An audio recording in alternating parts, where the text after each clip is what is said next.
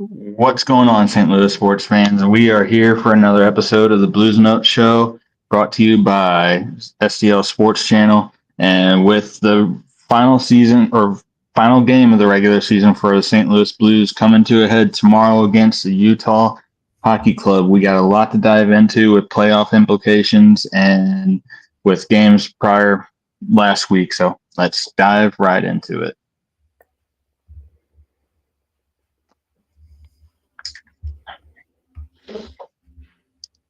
So, last week, I know we weren't able to make it on last night, but we're in tonight to kind of talk about some of the games last week for the St. Louis Blues and some of the things come with this week.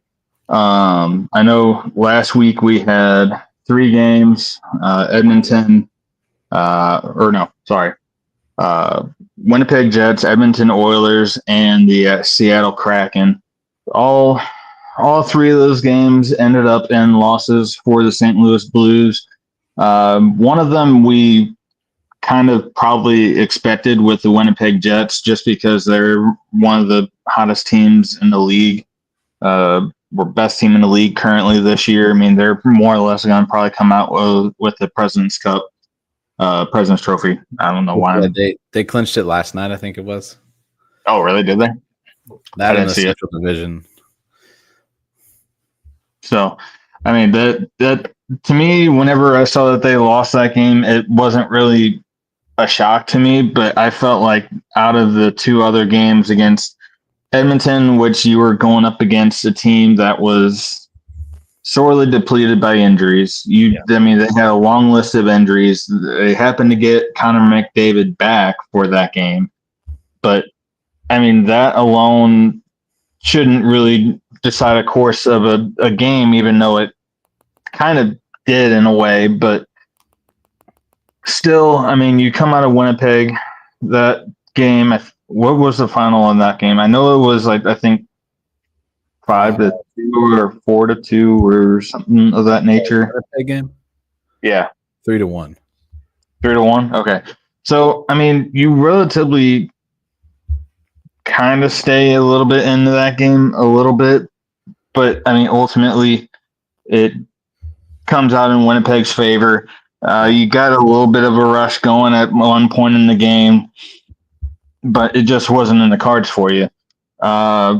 Edmonton, that was a game that I felt like the refs more or less kind of took the game a little bit out of the players' hands occasionally in some parts, and they didn't really call things in certain parts. But what were between the Winnipeg game and the Edmonton game? What were your thoughts on both of those, Brandon? I mean, going into the Winnipeg game, I knew it was going to be a tough game, anyways. Because of the way they haven't played necessarily great against Winnipeg this year. Anyway, throughout this season, you were still without Parayko at the time, without Holloway as well in that one. And I think it showed a little bit, like not having Holloway in the lineup. It just it's just one of those things. They got outplayed by Winnipeg. Like there was no ifs, ands, or buts by that. Like they got up and down the ice by the Winnipeg Jets. They looked tired. They didn't look like they were really wanting to play that one. So I mean, I wasn't necessarily surprised by the outcome of that one.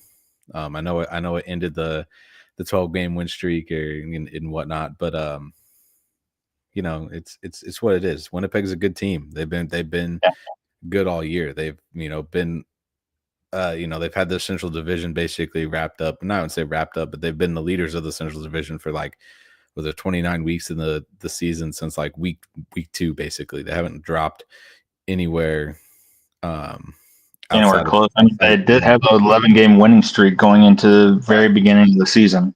Right. Yeah. So, I mean, I'm not necessarily surprised. Now, the Edmonton game, a little disappointed. I thought that was a game that they should have won. In a way, it ended too. I mean, we've seen it over and over and over. It sucks to lose in the last few seconds like that. And the last 19 seconds of that game.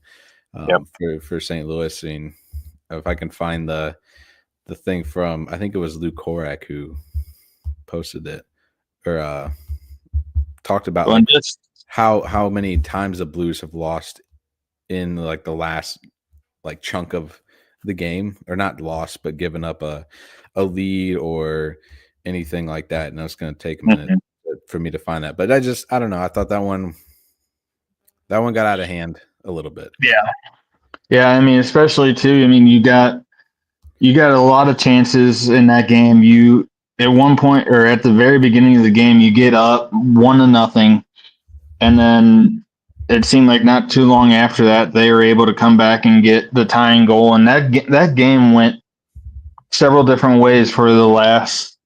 I mean, for the whole game for the most part. I mean, you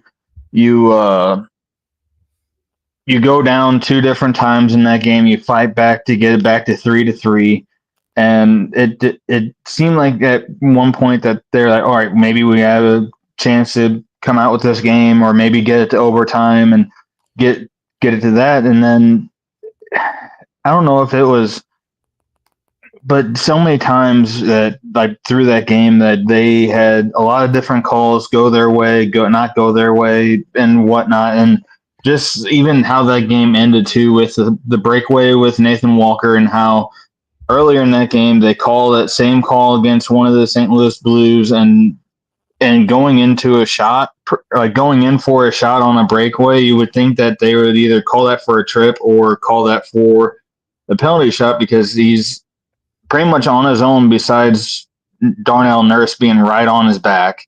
Right. And then to get no call on that, and then for them to pretty much go down the length of the ice the other way, and then for them to score with, I think it was 27 or something around there with 30 seconds left. Yeah, 20. It wasn't a lot. I mean, it was only. I thought it was only like 19 seconds. It might have been actually, yeah. I could be wrong. No, I found that little post from Lou here. So it was the 16th. So this is the Edmonton game. It was the 16th time that the Blues have allowed a goal in the final minute of regulation. And there was just in the month of April, you had the one against Colorado. I guess it was 5-4, the 5-4 overtime. No, it wasn't. That's not right. Yeah, it was. Yeah, it was a 5-4 because they got the fourth goal within the last minute. It wasn't overtime. Was it overtime win? I don't know. No. 4-3. Which game was that? Was that at Pittsburgh? That was a Pittsburgh game. Pittsburgh. Yeah. So you look at the Pittsburgh game. That's a 5-4 overtime win. I guess Pittsburgh scored with 19:35 or 19:35 in the third period. So about 30. 30 or something seconds left. Right around 25 seconds. I don't know. Somewhere around that time. A 5-4 win, and there's 10 seconds left in this one. 5-4. That would have been. Is that Detroit? Yeah. Yeah. And then I know you had the one against Florida too, right before Four Nations face off, and that was within 7 seconds, I think, of the game ending. Yeah. Either way, there's been that was the 16th time that's happened for the Blues this season, that they've allowed a goal that late into the game. There's 21 seconds left in the game against Edmonton the other night, when Edmonton took that 4-3 lead to wrap things up. So just give you an idea of, Yeah, and I mean, at that point, if you would have been able to get that game to overtime and possibly squeak in another point, that could have been crucial, especially with, you only had 2 games remaining left in the season, and you got Calgary pretty much right on your heels. You got Minnesota, who's tied with you currently at the time. And so, I mean, just getting into the overtime where the Blues have been predominantly dominant. Right. And I feel like that would have been something that the Blues could have potentially got something into their favor. Yeah. But it unfortunately didn't come out that way, and they came down with a loss in regulation. But I still thought, regardless of how that game ended, they could have easily have came out that game, with a win in some sort of way, I felt like. Right. I mean, if you just look at the stats alone, I mean, I mean, Edmonton had 21 minutes and penalties, which I'm guessing one of those, there had to have been a game misconduct in there. I think, yes, Jeff Skinner ended up getting right. game misconduct. Because there's only two power plays for the Blues. They went 0 for 2. But I mean, again, if I look at the stats here, 26 giveaways. 26 giveaways, that's a lot compared to 14 for Edmonton. And if you're going to count the one that Edmonton ended up scoring on, I mean, that's the one that you have to look at and go, dang, like that's that's the one that's been hurt. Yeah. So it's what it is. I mean, it's too late now to go back to it. Yep. You know, they're finding themselves in a peculiar spot to where they basically where they have to win. Yep. Oh yeah, and I mean, we saw that Saturday night too, whenever they were going to be going up against the Seattle Kraken, where this was a game that it was more or less a crucial win for them if they were going to be coming down with it. That, I mean, and the writing was on the wall for the most part for this game, I felt like too, because you're getting Colton Parayko back, your number one defenseman, and which not any of us didn't really think was going to be happening, because earlier in the day that Jim Montgomery said that nope, it's not going to happen today. It's going to be more or less probably at home against Utah on Tuesday, with that whenever we see Parayko coming back into the lineup. But then you see Philip Broberg go back to St. Louis for personal reasons, and at that point you're almost thinking, all right, we have to start Parayko because we can't go down that many defensemen, and we don't have probably that many defensemen that we can just call up like that and be ready to go. So they pretty much go ahead. Yeah, I was gonna say, I don't think they were planning on playing Kessel in that spot where Broberg was, right? No, I don't think so. But I know they haven't had him as a scratch, but yeah, whenever he goes down and then you put Parayko in, I feel like you almost have to play Kessel at that point. Yeah, I mean, Parayko wasn't going to be available. I mean, Kessel's your guy, your next guy up. Yep. I mean, he's going to be the healthy scratch. He'd have to play. I was surprised as heck when I saw that, and it's like, oh yeah, Colton Parayko, and it was like an hour before the game, or 2 hours before the game started. Yeah, before they had to officially submit the lineups, I'm guessing.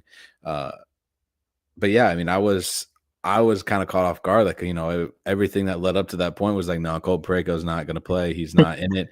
He's not ready to step onto the ice. And then next thing you know, they're like, oh, hey, there's rumblings that Colton Parayko might play tonight. And it's like, okay. Mm-hmm. All right. And then the next thing you know, you see, Andy Strickland post a thing is like, Parayko's a go tonight. It's like, whoa, like, okay, like I wasn't expecting it out of the blue. Colton Parayko's in the lineup for the Blues on Saturday. And he ended up with a goal too, which was huge. I mean, everybody talks about. I mean, you saw it on Tuesday with Edmonton whenever they started Connor McDavid, and he gets 3 assists where he hasn't seen action since sometime in March. I mean, you can say the same for Colton Parayko. I mean, he came out playing that game. I think he was at 23-ish, 24-ish minutes. Yeah.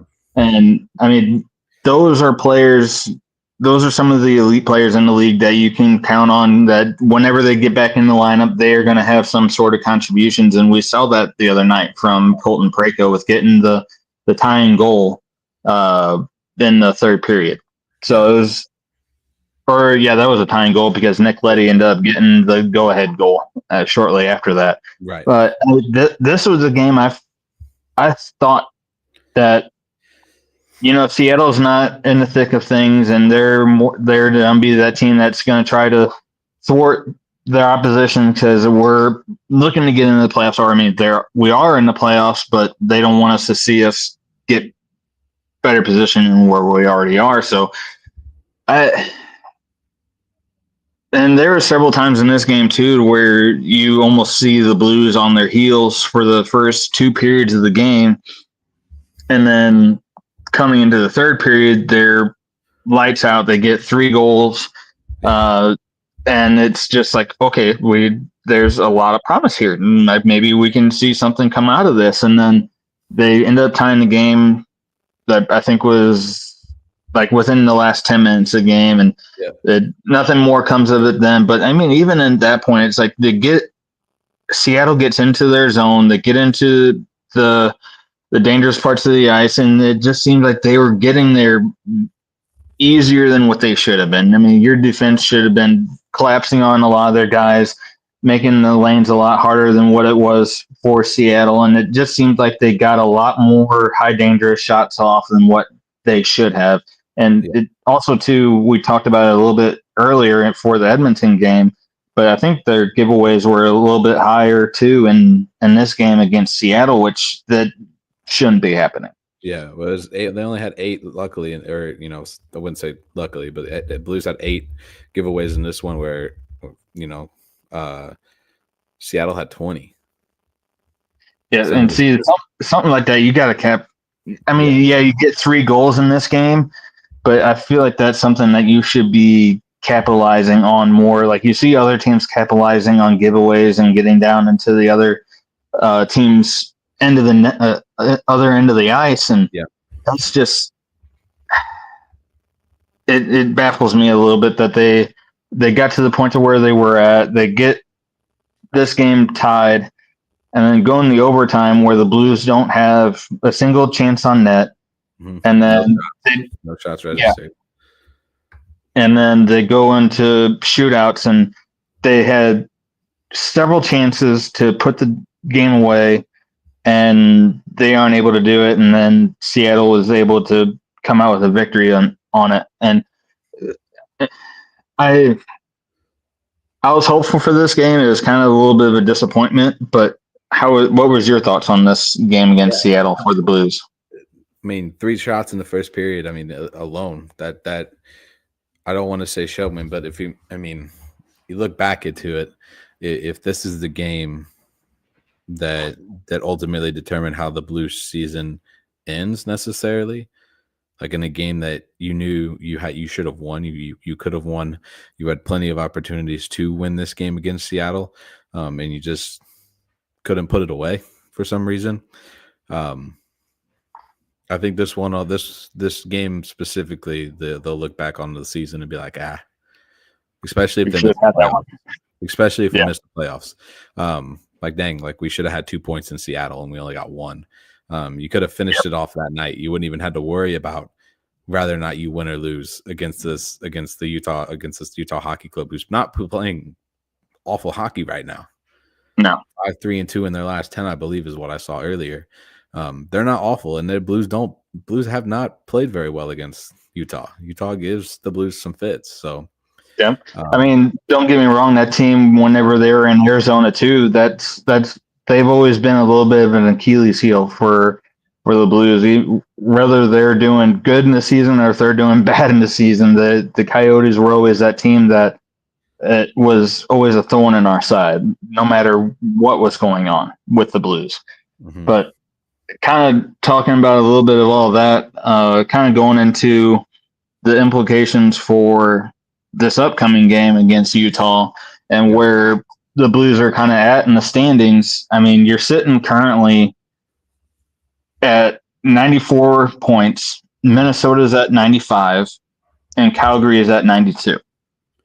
There's 5 different scenarios that the Blues are looking at. Yeah. One, they win in regulation and it's all said and done. Because with the tiebreaker for if Calgary is able to get out of the season with 96 points, it goes to regulation wins at that point, which the Blues would be one more regulation win than the Calgary Flames, and that would just put them where they were going to be at. Right. But the other ones is you got if the Blues win in overtime or shootout and you have Minnesota loses in regulation, then you would go a point up on Minnesota, and then whether it goes to Calgary, whether it's going to be Calgary or Minnesota that get that second spot. And then you have the points of if you have the Blues lose in overtime or shootout, then you have to pretty much rely on Calgary getting a regulation loss to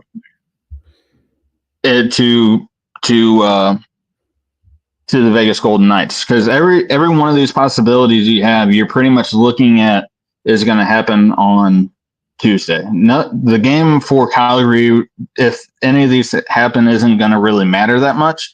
The only way that it really matters is if the Blues lose in regulation.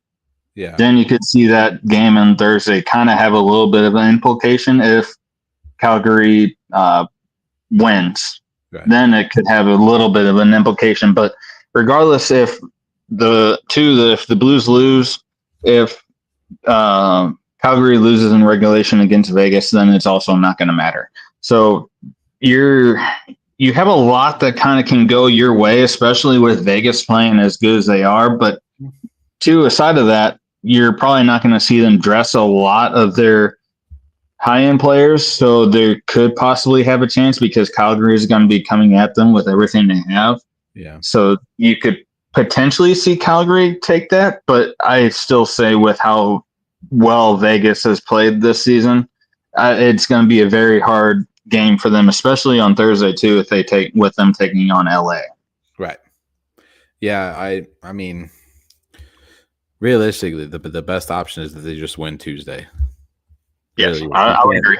You can't rely on the Flame, or you can't. I wouldn't say rely, but you shouldn't rely on. I mean, yeah, I guess that's the right word. You shouldn't rely on Vegas and LA to beat the Flames, because the Flames are playing good. They're playing very good hockey right now too. I don't think if anybody does, I hate to have to wait till Thursday if the Blues happen to lose in regulation to a Utah on Tuesday, but I think the Kings would be the only team that would have any chance, because I don't think they'll rest their starters like a lot of people think they will, because they're still fighting. No. I don't think they've clinched the second spot in the Pacific. No, because Edmonton is a point or two behind them. So I think they have more regulation wins than LA. So if Edmonton wins that game, then they would overtake LA. So yeah, more than likely you don't see LA really not dress some of their top guys unless they come out on the game on Tuesday, because I believe they play against Edmonton tomorrow as well. So that game right there has a big deciding factor whether or not LA starts their good players or not. Yeah. I think that one will depend on how LA looks at the game against the Flames on Thursday. But again, it the end of everything. Like, you just win Tuesday, get it over with, or you hope it. I don't even want to say you hope that the Golden Knights will beat the Flames tomorrow night, because I mean they're not gonna sit all their starters. They're not gonna sit a lot of guys either, because they still want their guys to be out there on the ice. They're not gonna. I mean, I know you look at the Winnipeg Jets though. Right now, they just lost another guy last night in is it Stroman, something like that. Stroman. Yeah, he got a nice little a puck to the, I guess, ankle or leg or something like that from McDavid. I guess in last night's game or the night before. It didn't look pretty. I know they just lost Ehlers not too long ago too in Chicago. So I mean, you I don't know. Just win Tuesday. If you're the Blues, just win Tuesday. Just get it over with. Win Tuesday. Yep, I would agree.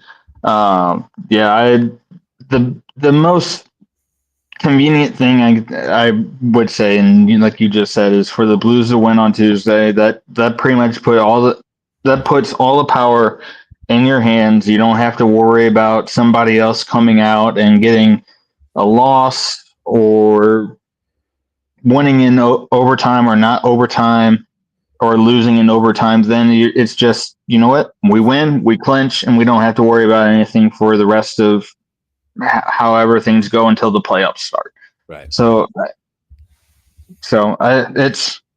it's pretty clear cut, I think, for the Blues. And I mean, like you said too, you don't want to rely on Vegas, but at the same time, you don't want to have to rely on Anaheim either to come out and get a victory against Minnesota, because I mean, Minnesota's playing really well. I mean, they got Larson Eck back, and then they also got Kaprizov back. So I mean, they're going to be looking ask if he firing on all cylinders as well. So you don't want to rely on anybody. You want to just rely on your effort alone, and hopefully that coming out with a win tomorrow is what is going to happen. Right. Now Utah's playing back to back, so they're playing Nashville tonight. And I think I saw, I don't know how true this is yet because nothing's official, but the guy who will be in net for Utah hasn't played in the game yet. This will be his first game tomorrow night against the Blues. So it would, get after him early. That's all I'm gonna say is get after him early. Yep. Put it away. Put it away early. Yep. And kind of talking a little bit too with the game that's going to be going up against for the Blues tomorrow against Utah. I think I saw that they may possibly start Hofer. I read something today that I think I saw that Hofer was going to be in net, but and I don't want to dig on Hofer or anything, but I feel like this is a game that even though Bennington has had or has played a lot of the games recently, I almost feel like you got to start your first goaltender.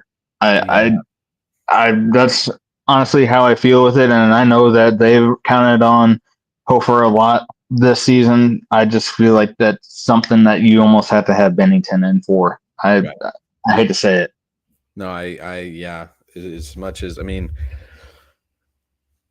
I don't want to say that like the couple of losses that have been on the goaltending, but I mean, he did give up a pretty ugly rebound the other night in Seattle that led to, I think it was the game tying goal to make it 3-3.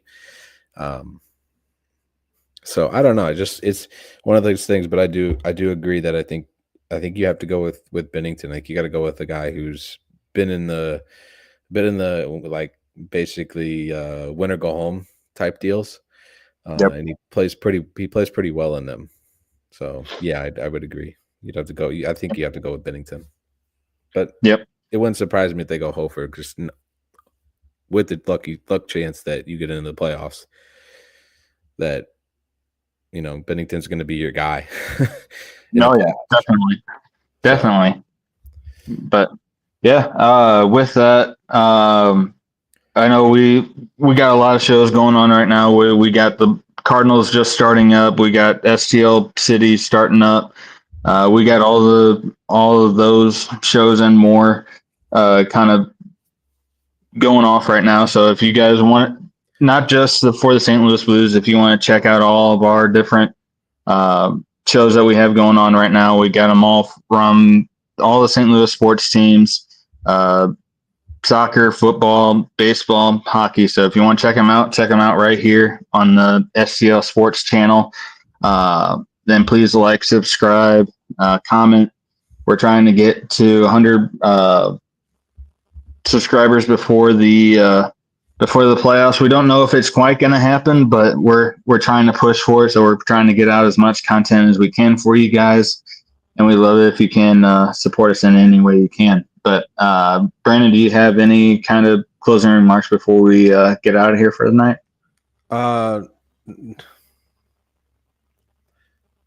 I don't know. No, just I hope they come out. I hope they realize what's on the table for tomorrow night against Utah, and that they take care of business on their end, and they do control their own destiny right now. So it's 100% up to the Blues and where they want to be. Rather they want to be sitting at home again, or they they want to have a chance against Winnipeg and move on into the Winnipeg or Vegas, and then move on into the Stanley Cup playoffs. I mean, that's really what it is. I mean, you gotta come out tomorrow night, be fired up, be ready to go, like it's game 7 again.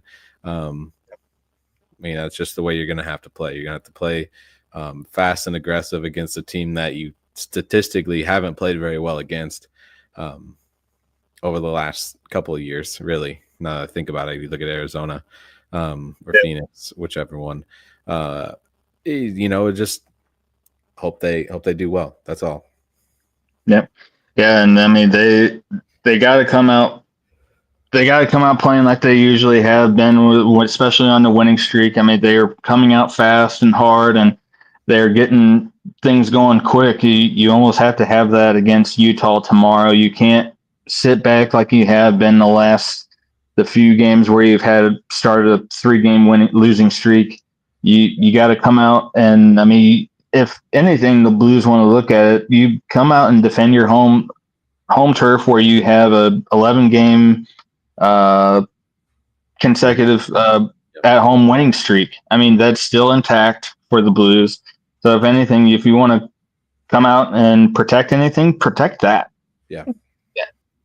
So with that, guys, tomorrow with the Blues playing against the Utah Hockey Club, we're going to try to be on for a pregame show and possibly a postgame show with our schedules. It's a little hard to get a postgame going, but we're going to try our best to do it if we can, and then be around for upcoming Sunday whenever we're going to talk about a lot of like the playoff preview for the Blues and whatever matchup they're going to be having. So stay tuned for all of that here coming this upcoming week. So until next time, guys, thank you and see you next time.